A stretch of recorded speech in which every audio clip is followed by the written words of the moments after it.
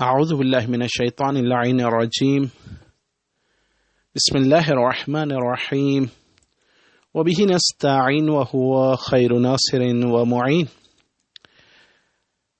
سلسلہ دروس صحیفہ سجادیہ میں آج صحیفہ سجادیہ کی 49 نمبر دعا کا تذکرہ ہے۔ امام زین العابدین علیہ الصلوۃ والسلام دشمنوں کے مکر سے تحفظ اور ان کے حملوں کو رد کرنے کے لیے یوں دعا کیا کرتے تھے: اے میرے معبود، تو نے مجھے ہدایت دی لیکن میں غافل رہا، اور تو نے مجھے نصیحت کی لیکن میں سنگ دلی کا شکار رہا۔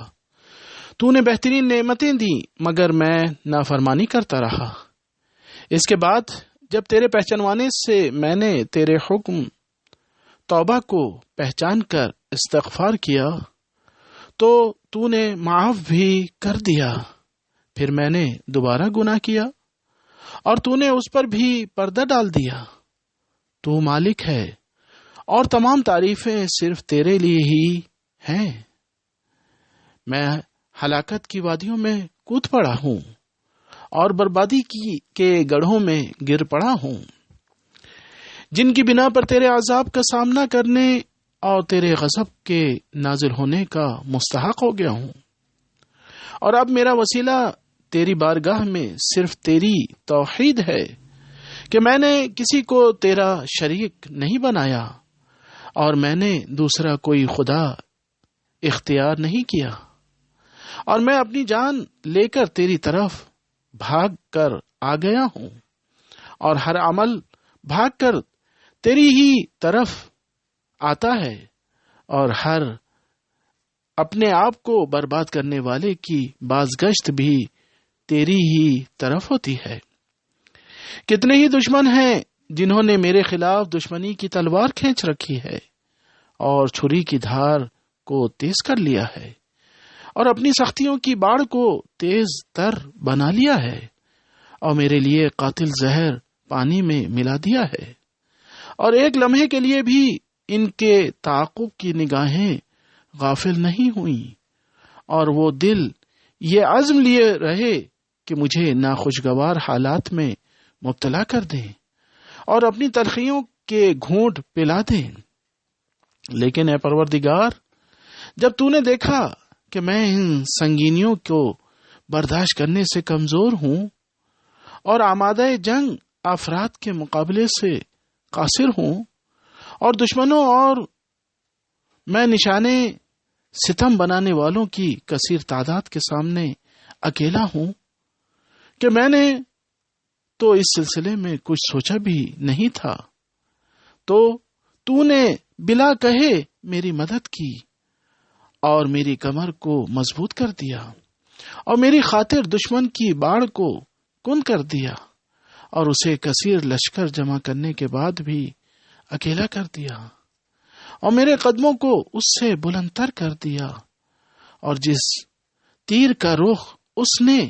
میری طرف کیا تھا اسے تو نے خود اسی کی طرف پلٹا دیا، کہ نہ اس کا غصہ ختم ہو سکا اور نہ اس کے دل کی آگ ٹھنڈی ہو سکی۔ اس نے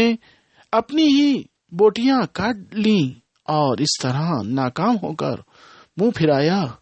کہ اس کے لشکروں نے بھی اس سے غداری کر دی۔ اور کتنے ہی ایسے باغی ہیں جنہوں نے اپنی مکاریوں سے مجھ پر ظلم کیا اور اپنے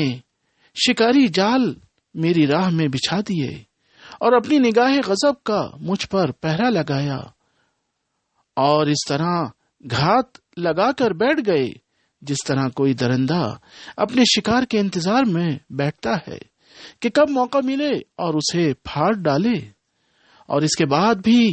میرے سامنے خوشامد کی مسرت کا اظہار کرتے رہے اور انتہائی کینہ ور نظروں سے دیکھتے رہے۔ مگر جب اللہ نے اپنی بابرکت اور بلند و برتر ہستی کی بنا پر ان کی اندرونی خباثت کو دیکھ لیا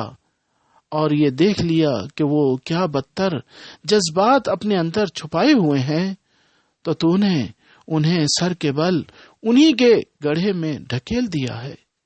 اور ان کے کھودے ہوئے ہلاکت کے غار میں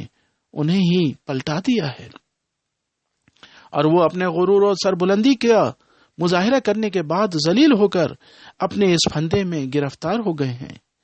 جس میں کل مجھے دیکھنے کا منصوبہ بنا رہے تھے، اور قریب تھا کہ تیری رحمت شامل حال نہ ہوتی تو جو بلا ان کے غیظ کی بنا پر گلے میں غصے کا پھندا پڑ گیا مجھے اپنی زبان کی تیزی سے ستاتے رہے، اور وہ اپنے تیروں کا نشانہ بناتے رہے، اور اپنی عادتوں سے میرے سر موڑتے رہے، اور اپنی مکاریوں سے مجھے تباتے رہے، اور مجھے اپنی چال بازیوں کا نشانہ بناتے رہے۔ لیکن جب میں نے تجھے فریاد کر کے پکارا اس اعتماد کے ساتھ کہ تو فوراً قبول کر لے گا، اور اس یقین کے ساتھ کہ جو تیرے سایہ رحمت میں آ جائے اسے کوئی پامال نہیں کر سکتا ہے، اور جو تیری امداد کی پناہ لے لے وہ پریشان نہیں ہوتا ہے، اور تو نے مجھے اپنی قدرت کے سہارے اس کے حملوں سے بچا لیا۔ اسی طرح کتنے ہی مصیبتوں کے بادل تھے جنہیں تو نے چھانٹ دیا، اور کتنی ہی نعمتوں کے آبر کرم ایسے تھے جنہیں برسا دیا، اور کتنی ہی رحمت کی نہریں ایسی تھیں جنہیں تو نے جاری کر دیا، اور کتنی ہی عافیت کے لباس ایسے تھے جنہیں تو نے پہنا دیا، اور کتنی ہی حوادث کی آنکھیں ایسی تھیں جنہیں تو نے پھوڑ دیا، اور کتنے ہی رنج و غم کے پردے ایسے تھے جنہیں تو نے اٹھا دیا، اور کتنے ہی حسن و زن ایسے تھے جنہیں تو نے حقیقت بنا دیا،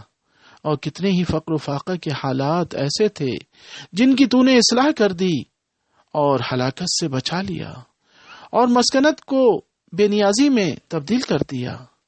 یہ سب تیرا فضل و کرم اور انعام تھا،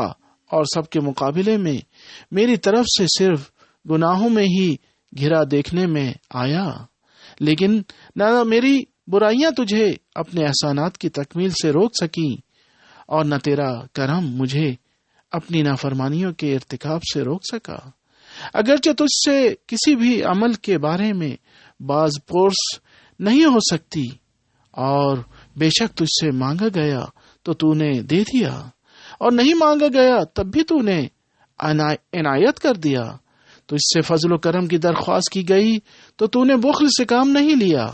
گویا میرے مالک تجھے احسان، منت، فضل اور انعام کے علاوہ ہر چیز سے انکار ہے، اور مجھے تیرے محرمات میں کود پڑنے، تیرے حدود سے تجاوز کر جانے اور تیرے عذاب سے غفلت کے علاوہ ہر شے سے انکار ہے۔ تیری ہی حمد ہے اے میرے پروردگار، تو صاحب اقتدار ہے جو مغلوب نہیں ہوتا ہے، اور ایسا بردبار ہے جو اجلت سے کام نہیں لیتا ہے۔ یہ اس بندے کا مقام ہے جسے اس بات کا اعتراف ہے کہ تو نے مکمل نعمتیں دی ہیں اور اس نے کوتاہیاں کی ہیں، اور پھر اپنے نفس کی بربادی کا خود خواہ بھی ہے۔ اے اللہ، میں تجھ سے قریب ہونا چاہتا ہوں، بلند ترین محمدیت اور روشن ترین علویت کے ذریعے، اور ان دونوں کو میرا واسطہ قرار دے کہ میں تیری طرف متوجہ رہوں، اور تو مجھے ہر شر سے بچا لے کہ یہ کام تیرے کرم کی بنا کی بارگاہ میں تنگی نہیں پیدا کر سکتا ہے، اور نہ کوئی تیری قدرت کو تھکا سکتا ہے، اور تو ہر شے پر قادر ہے۔ لہٰذا اے میرے معبود، مجھے اپنی رحمت اور دائمی توفیق کی بنا پر وہ وسیلہ دے دے جس کے ذریعے میں تیری رضامندیوں کی بلندیوں تک پہنچ جاؤں اور تیرے عذاب سے امان حاصل کر لوں۔ اے بہترین رحم کرنے والے، وآخر دعوانا ان الحمد للہ رب العالمین۔